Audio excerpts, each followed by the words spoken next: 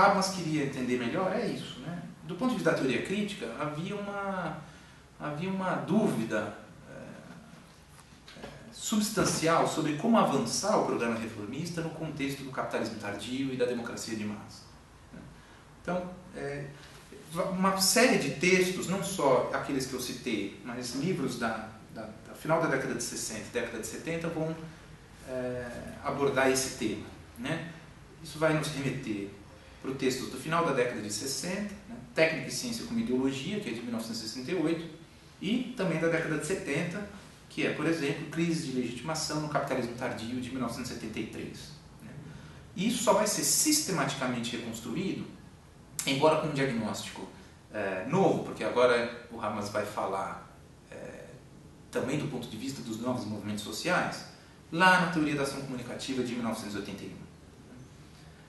Então lá, o Habermas vai ter que manter algo da primeira geração, que está pensando o diagnóstico do tempo do ponto de vista dos efeitos colaterais do processo de racionalização, mas a crítica desse processo implica pensar o papel legítimo da política, da democracia e da relação entre direito e democracia, né, para, junto com o diagnóstico das patologias, né, encontrar um ponto de vista crítico e prático de superação dessa situação.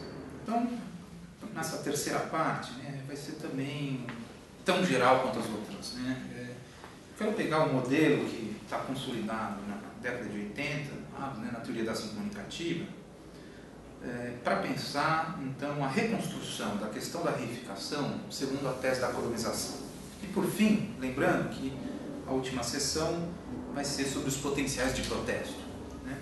Mas eu acho que essas duas sessões elas vão juntar um pouco o que nasce ali nas décadas anteriores. Né? Você encontrar dentro do mesmo processo de abertura, um processo de reforma, né, a possibilidade de que ele dê errado ou dê certo. Né? E ele pode dar errado por uma série de fatores, aproveitando os termos em que a primeira geração colocou as suas categorias críticas e legou essas categorias para a geração seguinte. Né? Habermas vai entender consequências negativas desse processo junto com a crise da social-democracia e junto com a ideia de que essa crise pode ser diagnosticada, sim, nos termos da racionalização, tal como reificação. Né? Só que o Habermas vai refazer isso agora nesse contexto. E, por outro lado, tem que pensar também que a crítica a esse processo implica entender o que significa o potencial político emancipatório ali. Né? Na década de 50, ela tinha um elemento um pouco mais reformista, né? Porque o impulso da participação política tinha que ir diretamente, tinha que se reverter diretamente no processo de institucionalização. Isso na década de 50, nos textos bem do início da década de 60. Né? O que vai passar a acontecer agora é que isso não vai ser necessariamente assim. Né? Mas existe, no diagnóstico ali da década de 1981, né, um elemento democrático que está vinculado agora ao potencial de revolta dos novos movimentos sociais. Né? Não é, então, a mesma coisa do final da década de 50 e início da década de 60. Mas eu acredito que, em ambos os casos, há uma tentativa de pensar a política e a democracia, né, como imanente àquele processo que tem consequências ambíguas. Né? Você não abandona isso. Então, no caso acho que tem que, inicialmente, eu quero chamar a atenção de maneira muito rápida para a renovação categorial que o Habermas teve que fazer. O Habermas sabia que, para entender a modernidade, né, a teoria social a pensou de dois pontos de vista. Pensou a sociedade moderna nos termos daquela racionalização instrumental. Né? O papel do Estado moderno e do modo de produção capitalista moderno, né, puderam ser elucidados do ponto de vista funcionalista. Né? há uma racionalização funcionalista capaz de integrar sociedades modernas. Mas é um processo de integração que passa pelas costas dos sujeitos, ou seja, um processo de socialização feito sem consciência nem a vontade dos sujeitos. Eu posso querer, para citar um exemplo, o capitalismo moderno se desenvolveu a tal ponto que eu posso muito bem ir comprar um produto numa loja, e eu não preciso nada além do médium dinheiro para obter o que eu preciso. Eu não preciso da mediação reflexiva, da interação entre sujeitos, da linguagem, não preciso conversar com o vendedor para que ele me venda uma coisa ou não, mostrar que eu sou legal, nada disso. Há uma padronização da linguagem de mediação da integração social que permite que sociedades modernas se estabilizem de maneira eficaz. Isso acontece não só na economia, como no Estado. Então há um sistema político e um sistema econômico que se reproduzem de maneira funcional. E a racionalização ali, que é cada vez mais, ela é progressivamente desenvolvida, é uma racionalização de tipo instrumental.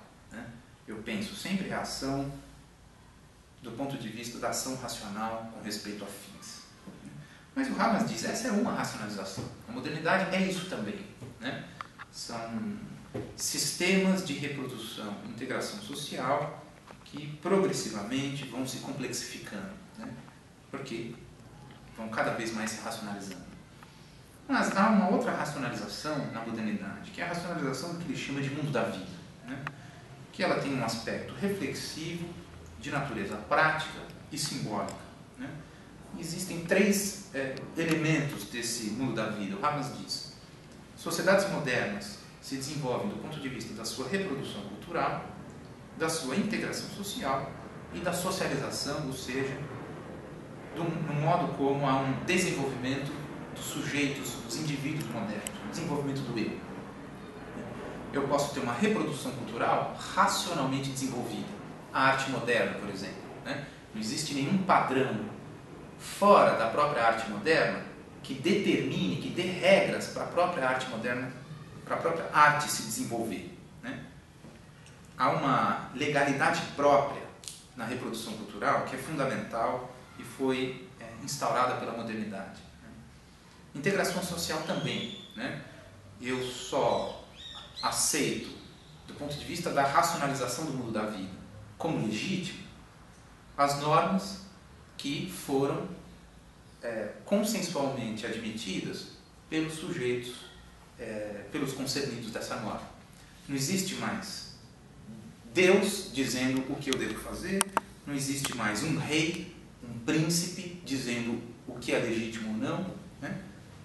Nós mesmos nos damos essa regra. Então a Revolução Francesa é muito a visão disso.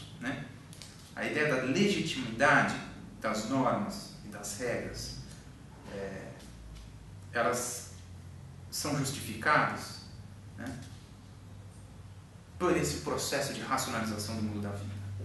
Nós mesmos nos damos as regras que são impostas sobre nós mesmos. E a ideia da socialização também, desenvolvimento individual do eu.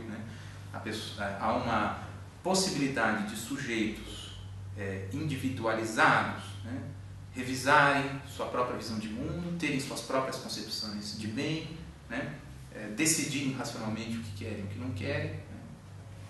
Isso é altamente emancipatório. Então, o mundo da vida produz um tipo de modernização cultural racionalizada que tem um potencial emancipatório fundamental. Então, o Habermas aqui pode, pelo menos, isso expondo de maneira muito rápida, existem dois processos de racionalização. Um visto pelo ponto de vista dos sistemas, outro visto pelo ponto de vista do mundo da vida. E a modernização, ela vai ser resultado de um momento ambíguo desse processo, em que a necessidade de reprodução material e de aumento e complexificação desses sistemas funcionais é tão grande que eles começam a interferir no outro processo de racionalização do mundo da vida, né? Então, a reprodução cultural, a integração social e a socialização ficam agora correndo o risco de serem determinadas pelo padrão do desenvolvimento da racionalização sistêmica, o que é muito negativo, que pode trazer consequências extremamente patológicas, né? Mas o mais importante aqui é manter essa imagem. Existem duas racionalizações possíveis.